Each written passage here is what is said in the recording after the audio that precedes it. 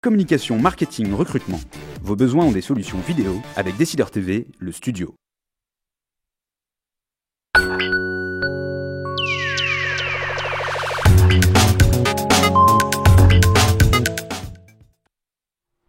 Bienvenue dans les Décideurs de l'Emploi, comme chaque mardi de 12h30 à 13h en direct sur Décideur TV, nous abordons une thématique liée à l'emploi. Alors soit en rentrant dans les coulisses de la politique des ressources humaines d'une entreprise avec son DRH, vous en avez l'habitude, soit en abordant une thématique transversale, voire sociétale. Et aujourd'hui, c'est bien du sociétal que nous allons traiter, puisque nous allons revenir sur la polémique autour du travail du dimanche, en abordant l'aspect juridique, économique, social et même politique de cette question de société. Et c'est avec Éric Heyer, économiste à l'OFCE, l'Observatoire français des conjonctures économiques. Éric Heyer, bonjour. Bonjour. Et Nicolas Sauvage, avocat spécialiste du droit du travail, que nous allons tenter de décortiquer ce serpent de mer. Et oui, serpent de mer, puisque c'est un sujet qui revient depuis une trentaine d'années sur le devant de la scène, sans que son dénouement aboutisse à quelque chose de concret. Et c'est un dénouement qui est sans cesse chaque fois repoussé. Et tout d'abord, pour commencer, Nicolas Sauvage, pouvez-vous nous rappeler quelle est la législation actuelle ? La législation actuelle prévoit une interdiction du travail du dimanche dans toute la France, sauf exception. Et c'est une législation qui est assez ancienne, parce qu'en fait, la séparation de l'Église et de l'État date de 1905, et la séparation de l'Église et de l'État, et il s'est écoulé à peu près 7-8 mois pendant lesquels il y a eu tout un débat dans la société française pour savoir ce qu'on faisait, puisque l'État se séparait de l'Église, est-ce qu'on maintenait un jour de congé, voilà. Donc un an après à peu près, c'est 1906, il y a eu un vote, et ce vote a permis d'instaurer de façon fixe le dimanche. Bon, donc aujourd'hui c'est culturel, historique, légal, et c'est le dimanche. Il y a de nombreuses dérogations qui créent un millefeuille réglementaire très difficile, très peu lisible pour les entreprises et très peu lisible pour les consommateurs qui se cassent le nez devant des magasins qui pensaient ouverts, ils ne comprennent pas pourquoi la semaine dernière il était ouvert et cette semaine il ne l'est plus.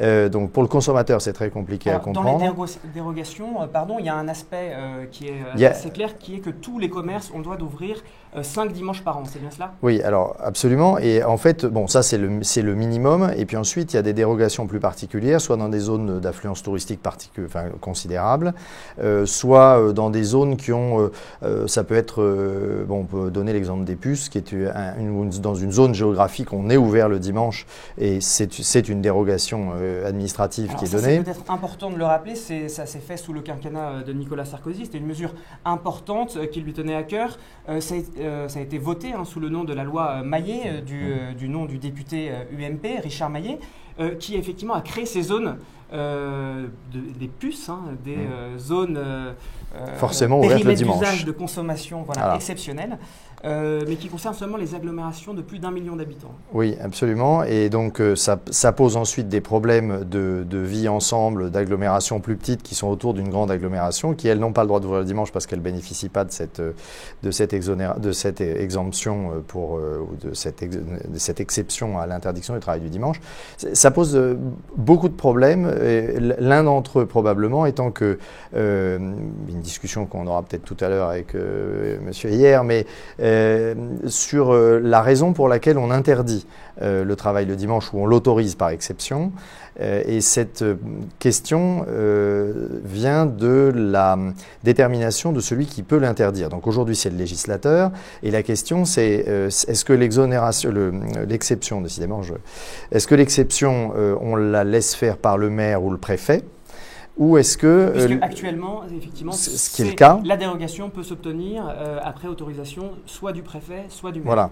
Soit est-ce qu'il faudrait réfléchir à changer la loi, considérer qu'on arrête d'infantiliser les salariés, les employeurs et les syndicats Voilà, en tout cas, le tableau est dressé au niveau juridique, vous l'avez dit, des dérogations à la fois avec des ouvertures autorisées le dimanche, 5 actuellement par an, mais également des dérogations géographiques, à la fois sur les zones touristiques, mais également depuis 2009 avec la loi Maillet, pour des périmètres d'usage de consommation exceptionnels. Alors c'est peut-être là aussi de là qu'est née la polémique, puisque finalement ces zones-là excluent certaines enseignes, alors que d'autres y sont intégrées, et parfois ça se joue à 1 km, 2 km.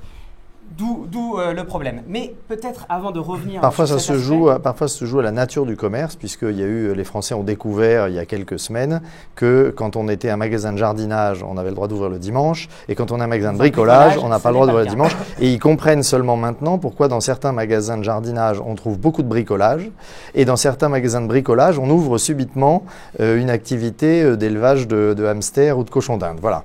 Effectivement, voilà, des démonstrations un peu du côté ubuesque parfois des lois. Alors, qu'en est-il au plan des statistiques et économiques, Éric Heyer?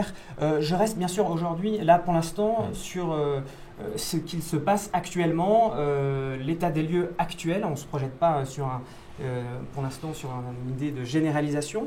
Qui est concerné finalement par le travail du dimanche? Quel pourcentage de la population active? Vous avez 30% des salariés aujourd'hui qui travaillent le dimanche, puisqu'il faut dire que l'autorisation, ou l'exception, c'est sur les salariés. C'est-à-dire que si vous n'êtes pas salarié, vous avez le droit d'ouvrir le dimanche. Donc en termes de salariés, c'est 30% des salariés qui travaillent occasionnellement ou régulièrement. En gros, c'est moitié-moitié. Il y a la moitié qui travaille occasionnellement et moitié occasionnellement. Mais ça représente quand même 30% des salariés en France et ça ne représentait que 20% il y a 15 ans. Donc on voit bien qu'il y a même une progression de l'ouverture. Lié à ces assouplissements. Lié à ces assouplissements. Oui, exactement. Alors, qui est concerné finalement, vous l'avez dit en termes de statistiques, mais quels sont les métiers, par exemple, qui ouvrent de manière permanente? On cite souvent le secteur de la santé, avec notamment les soignants. Oui, parce qu'il faut bien distinguer ce qui est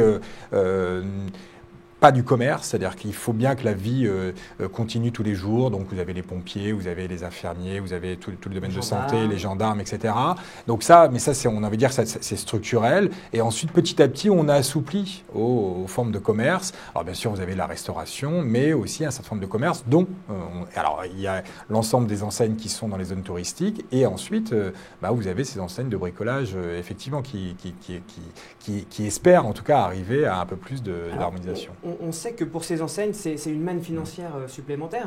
La Fédération des magasins de bricolage, la FMB, estime que ces enseignes de bricolage font de 15 à 20% de chiffre d'affaires sur le dimanche. Oui, mais parce que on voit bien,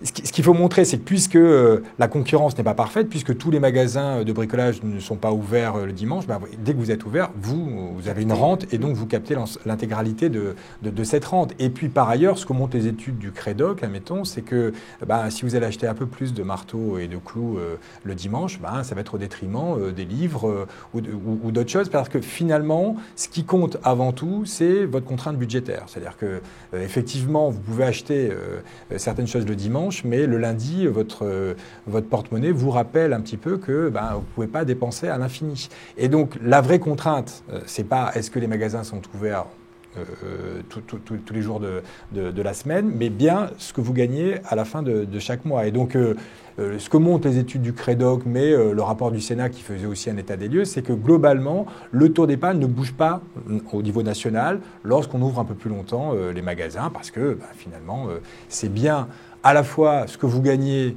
tous les mois qui importe et la façon dont vous voyez l'avenir, c'est-à-dire si vous pensez demain que le risque d'être au chômage est plus important, vous allez limiter votre consommation, et si demain on vous explique que les retraites ne sont pas financées, vous allez épargner un peu plus. Mais on voit bien que c'est d'autres déterminants et que finalement l'ouverture ou non le dimanche ou le soir sont vraiment des effets de second ordre qui, d'un point de vue national, n'implique pas de fortes variations de la consommation. En revanche, au niveau du tourisme, là oui, effectivement, le fait d'ouvrir le dimanche, les magasins qui ouvrent le dimanche dans les zones touristiques, bien entendu, ils captent une bonne part de ce que les touristes peuvent dépenser. Et effectivement, si les touristes arrivent avec des magasins qui sont fermés, ça, c'est pas une bonne chose. Donc on voit bien que si on arrive à enlever l'effet des touristes, on s'aperçoit que globalement, pour un ménage national, c'est pas ça qui prime sur la consommation. Là, vous nous avez donné la vision effectivement de l'économiste que vous êtes,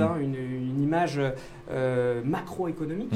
Mais si on se penche sur le côté microéconomique, qu'on va effectivement interroger ceux qui sont concernés par cela, on l'a pu le voir à travers les salariés notamment de Sephora. Alors c'est pas le travail du dimanche, mais c'est la même problématique, c'est le travail du soir. Si on interroge également des syndicats même des enseignes de bricolage, eux estiment qu'ils ont envie de travailler. Donc là se pose aussi la question de la liberté de l'individu, du volontariat. Et alors, je rebondis du coup, vous le savez, notre émission c'est aussi les internautes qui interagissent. Jules qui demande pourquoi le gouvernement reste buté et n'entend pas l'appel de ces enseignes. Pourquoi volontairement pénaliser ces marques et l'économie? Non, mais on voit bien qu'elles ont intérêt. Ces marques-là ont intérêt, bien sûr. Travailler le dimanche, pour elles, puisque tout le monde n'est pas ouvert le dimanche, il y a effectivement une rente. Et tout le monde, là, pour le coup, les enseignes ont intérêt, les salariés aussi, parce qu'il y a une surmajoration. Vous voyez bien que l'idée, c'est, enfin, en tout cas, moi, si j'ai bien compris la question, c'est si on autorisait l'ensemble des magasins à ouvrir le dimanche, alors il est fort probable que, du coup, la surmajoration du salaire disparaisse. Il est possible que, du coup, il y ait moins, que la consommation soit mieux répartie. Donc, du coup, que ces enseignes, moi, il me semble que ces enseignes, elles veulent ouvrir le dimanche et elles veulent surtout que les concurrents ne soient pas ouverts le dimanche. Sinon, effectivement, il y a cette rente qui disparaît. Donc, on voit bien que c'est effectivement microéconomiquement, on peut voir des intérêts à l'ouverture le dimanche. D'un point de vue macroéconomique, ces intérêts sont largement dilués. Ce que j'entends derrière ce que vous dites, ça serait que finalement, l'intérêt qui est aujourd'hui présent finalement d'une ouverture exceptionnelle ou de dérogation est bien réel, puisque finalement c'est capté par une minorité, mais à partir du moment où on généraliserait, ce qui est la demande de ces mêmes acteurs, ils perdraient leur avantage. Je ne suis pas sûr que ce soit la demande de ces acteurs de généraliser. Alors, Nicolas Sauvage. Non, je pense que les enseignes de bricolage en particulier dont on parle, qui voudraient que ce soit ouvert le dimanche, n'ont pas du tout envie que ce soit généralisé, puisque l'explication macroéconomique d'Eric Ayer me paraît indubitable. Si tout le monde est ouvert tout le temps, il n'y a plus d'avantage concurrentiel à être ouvert le dimanche par rapport à d'autres magasins qui ne sont pas ouverts le dimanche. Est-ce que le gâteau quand même grandit? C'est-à-dire qu'il y aura un jour supplémentaire où la demande pourra rencontrer l'offre. Non, mais au plan macroéconomique, la seule chose intéressante, c'est pas à moi d'en parler, c'est plutôt à vous, mais ce qui vient d'être expliqué est très clair. Il y a un gâteau qui a une certaine taille avec une possibilité de dépense, donc un pouvoir d'achat global qui est donné. Ce pouvoir d'achat, si on le répartit sur 7 jours de façon constante, il sera réparti sur 7 jours, mais il ne va pas subitement croître. Les gens ont un montant à dépenser. S'ils le dépensent en 6 jours, ils le dépensent de façon plus concentrée. S'ils le dépensent en 7 jours, ce sera plus étendu. Donc, vous partez du principe que le pouvoir d'achat n'augmente pas. Or, si les heures sont majorées, ce qui est le cas actuellement, le pouvoir d'achat augmente. Oui, mais Alors, monsieur Ayer, peut-être. Oui, non, alors, il y a deux choses. Il y a d'abord, effectivement, pour ces salariés qui travaillent le dimanche, il y a un peu plus de pouvoir d'achat distribué. Ce qui est montré dans l'étude du Sénat, c'était que, globalement, quand ces grandes enseignes ouvrent,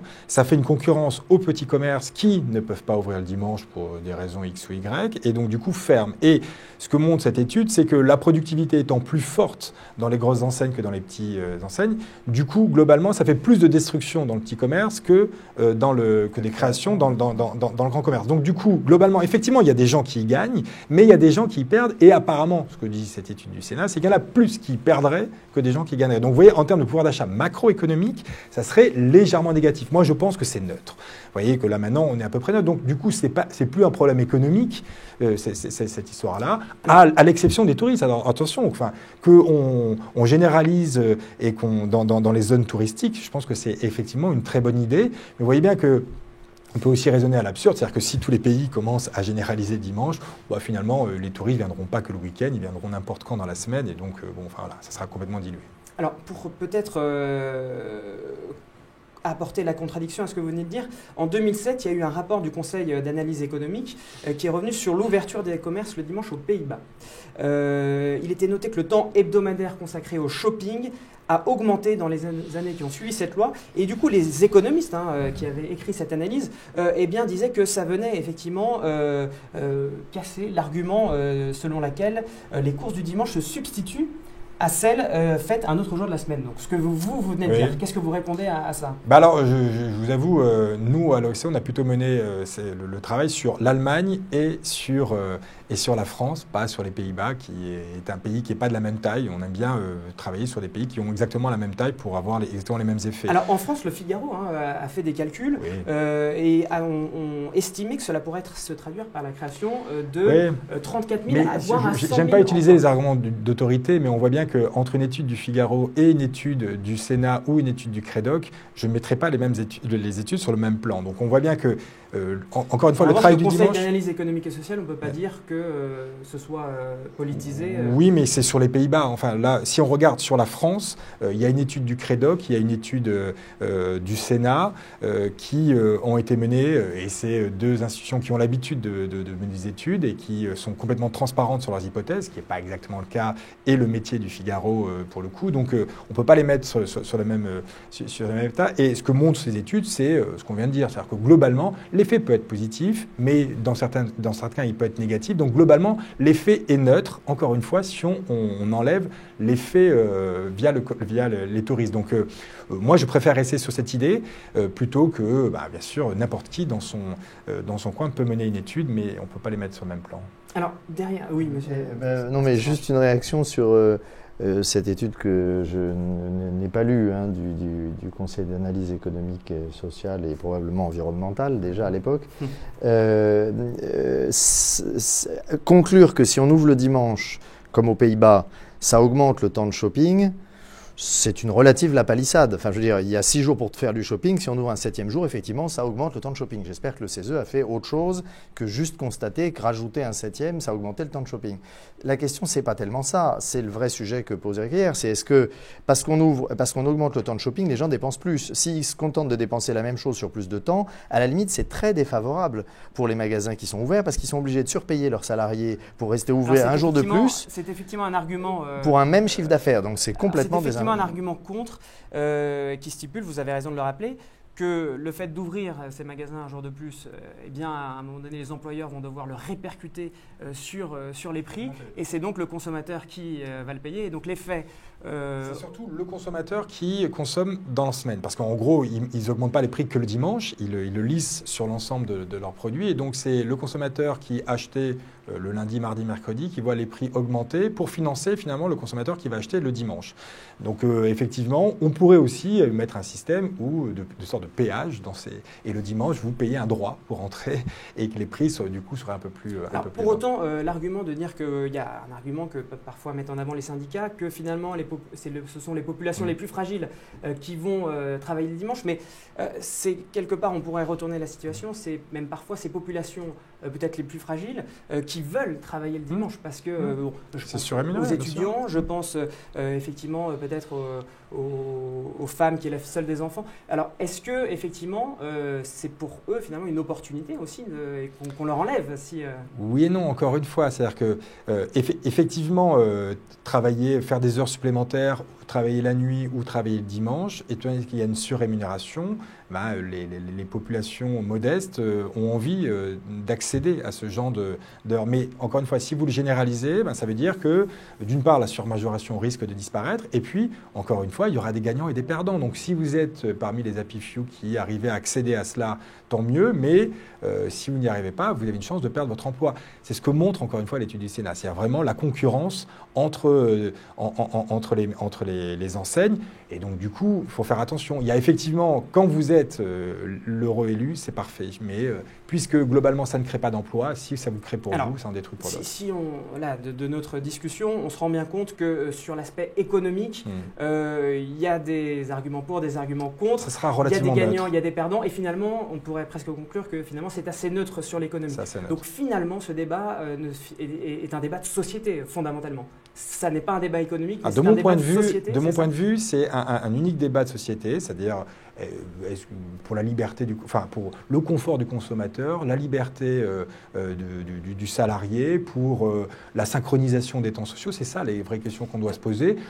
D'un point de vue économique, on a envie de dire, avec 30% de salariés qui travaillent le dimanche, on peut espérer que ça y est, la manne via les touristes est captée. Alors s'il faut 35%, il faudra monter jusqu'à 35%. Si on nous explique que finalement il y a beaucoup de touristes qui n'arrivent pas le week-end à acheter. Là, bien sûr, il faut augmenter jusqu'à saturer cette contrainte sur les touristes, mais au-delà, je pense qu'il n'y a aucun impact économique. Alors Jean justement dit, est-ce que le travail dominical n'est pas aussi une question de modèle de société? Ouvrir le dimanche, c'est aussi accepter une société mercantile 7 jours sur 7. Alors est-ce qu'on est effectivement dans un match société du caddie contre société peut-être du loisir, du repos, voire même société qui laisse une place au sacré? Vous en parliez Oui. C'est une question intéressante qui est lancée là, mais c'est une question qui, comme dirait Caillère, qui devrait être traitée comme un problème de société. Or, un problème de société, ça ne peut se traiter que par un vote, soit un vote général, un référendum par exemple, soit un vote local dans les entreprises. Et moi, je crois beaucoup aux vertus du dialogue social, parce que c'est pas parce que le dialogue social c'est bien pour le principe, c'est juste parce qu'il n'y a rien de plus précis que les discussions des gens d'une entreprise, des organisations syndicales d'une entreprise qui discutent avec le patron de l'entreprise sur le bien ou le mal à faire les choses comme ci ou à les faire comme ça, rester ouvert jusqu'à 21h le vendredi ou à fermer à 18h30. Et comme on est tous autour de cette table aussi des consommateurs, ça nous est arrivé de nous casser le nez à 18h un samedi à un magasin qui était fermé. On se dit j'espère qu'il est ouvert demain. On regarde l'affiche et non, il n'est pas ouvert demain, donc on ne pourra pas aller acheter le truc dont on avait besoin le dimanche. C'est très agaçant. Le seul sujet, c'est le bonheur du consommateur, il est sans limite. Quand on est consommateur, on en oublie qu'il y a de l'autre côté des salariés qui travaillent. Et la moindre des choses quand on va acheter des choses de bricolage le dimanche, c'est de remercier la personne qui est là, parce que certes, elle l'a souvent choisi d'être là et d'être caissière ou d'être conseiller dans les rayons, mais c'est quand même quelqu'un qui sacrifie une partie de la journée qui a été un peu sacralisée dans la société française. Donc le vrai sujet, c'est pas le bonheur du consommateur, parce que le consommateur en veut toujours plus. C'est François de Closets qui disait ça il y a longtemps. Il en veut toujours plus, toujours plus. Donc c'est pas ça. La question, c'est est-ce que dans l'entreprise, les partenaires sociaux qui sont grands et responsables, même s'ils ne sont pas toujours très représentatifs du côté des syndicats en raison d'un problème de représentativité en France, est-ce que les syndicats grands et responsables de salariés et la direction de cette entreprise sont capables de discuter des avantages, des contreparties qu'il faut donner aux salariés en compensation d'un travail le soir, c'est l'exemple de Sephora, qui est tout à fait extraordinaire, ou en travail le dimanche. Alors, vous soulignez effectivement un point important, puisque, et vous donnez l'exemple de Sephora, puisque finalement la saisie de la justice a été faite non pas par les syndicats de l'entreprise, mais par effectivement des syndicats. Oui, une intersyndicale de commerçants de proximité CLP, d'Île-de-France. D'Île-de-France, et ce qui finalement est allé contre la volonté des salariés eux-mêmes. Et des syndicats de l'entreprise elle-même, qui n'étaient pas d'accord. Et ça a d'ailleurs amené à quelque chose qui est ubuesque, c'est qu'il y a une centaine de salariés qui a saisi la justice contre la démarche, donc contre les syndicats qui avaient initié cette interdiction à Sephora d'ouvrir le soir. Et c'est une situation ubuesque qui signifie que des syndicats, au nom de l'intérêt général de la profession, ont pu interdire à un magasin d'ouvrir à une certaine heure, alors que les salariés même de ce magasin étaient d'accord. La moindre des choses qu'on pourrait peut-être faire pour répondre à l'internaute là, qui posait sa question, c'est que le gouvernement autorise, crée l'exception du travail le soir ou du travail le dimanche, donc avec un accord collectif d'entreprise, donc forcément signé par les syndicats de l'entreprise. Vous savez que depuis la loi de 2008, d'ailleurs, on n'est pas obligé d'avoir des organisations syndicales de l'entreprise. On peut très bien signer un accord collectif sans syndicat dans un certain nombre de domaines. Donc il suffit de mettre le domaine du travail de nuit dans ce périmètre, permettre un accord collectif et dire, quand il y a un accord collectif qui a été signé dans une entreprise, les seules personnes qui peuvent attaquer cet accord collectif pour empêcher l'entreprise de le mettre en œuvre, ce sont les syndicats de l'entreprise. C'est-à-dire refuser, alors évidemment les syndicats qui nous écoutent vont se dresser sur leurs ergots en disant « Ah, il n'y en a pas question », mais refuser à des gens qui finalement n'y ont pas vraiment vocation à venir se mettre entre la direction et les syndicats de l'entreprise, alors que ceux-ci se sont mis d'accord sur quelque chose qui convient aux salariés et aux consommateurs. collaborateurs.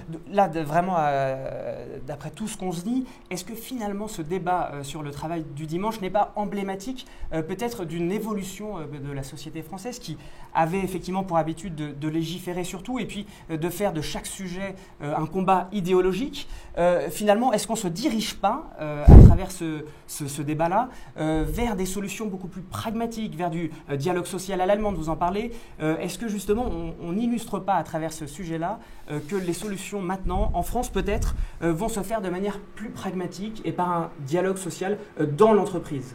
Mais on peut espérer qu'on aille vers plus de dialogue social. Effectivement, il en faut plus. Mais oui, on fait le parallèle avec l'Allemagne, mais l'Allemagne est beaucoup plus dure sur le travail du dimanche que l'on est en France. L'autorisation est accordée moins souvent qu'en France. Donc, mais c'est négocié par alors branche, voilà. Alors bon, on peut essayer effectivement de revoir. Alors, mais bon, vous voyez, on part de loin là-dessus. Hein. La représentativité des syndicats est extrêmement faible. Le dialogue social est quasiment inexistant. Donc, effectivement, que l'on remette au goût du jour l'ensemble de ces négociations, c'est crucial. Mais on voit bien, sur le marché du travail, il y a eu un accord qui a été signé le 11 janvier et une loi a été promulguée au mois de juin et que les entreprises ne s'en emparent pas. Et on voit bien qu'on est encore loin dans ce processus-là. Bien sûr qu'il faut aller vers là.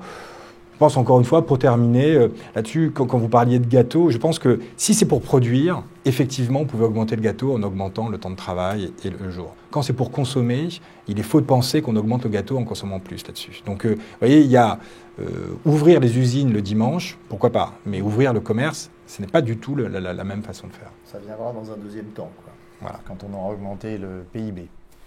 Alors, sur ce sujet, le gouvernement a missionné Jean-Claude Bailly, l'ancien président de La Poste. Il doit rendre ses décisions d'ici fin novembre. Est-ce que vous pensez, là on a vu la difficulté finalement d'avoir une réponse tranchée, oui, faut-il généraliser, oui, non. Je crois que ni l'un ni l'autre, vous avez de réponse tranchée.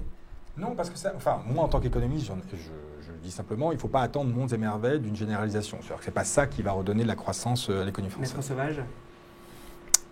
J'ai une réponse tranchée, c'est qu'il faut laisser, on est dans un pays de liberté et il faut laisser les acteurs sociaux libres de discuter ce genre de choses et leur donner les moyens de le discuter et de le mettre en œuvre. Alors, est-ce que vous pensez que ça va être justement la conclusion de M. Bailly ? Il faut alors ça. On espère qu'il regarde l'émission. Eh bien écoutez, ce sera le mot de la fin. Merci infiniment d'avoir répondu à mes questions et celles des internautes. La semaine prochaine, on se retrouve évidemment à la même heure et nous aborderons le sujet des métiers du numérique. Finalement, quels sont les besoins des recruteurs et quelles sont les compétences recherchées et pour quels métiers ? Merci beaucoup, à la semaine prochaine.